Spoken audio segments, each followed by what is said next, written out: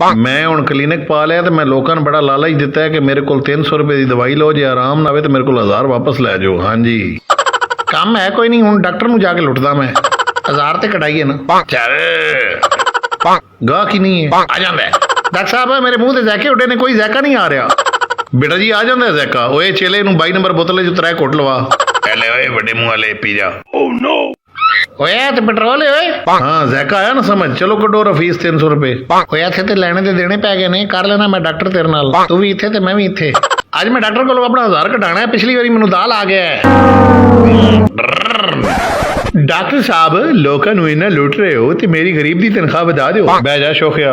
Doctor साहब मेरी यादाश्त चली गई, मैनू कोई शायद याद नहीं आ रही। अच्छा जी यह पोजीशन है। चला जी इनू 22 नंबर बोतल जो 3 घुट लवाओ। ओके यार 22 नंबर शीशी पेट्रोल सी, यादाश्त आ गई, वापस कटो 300 और।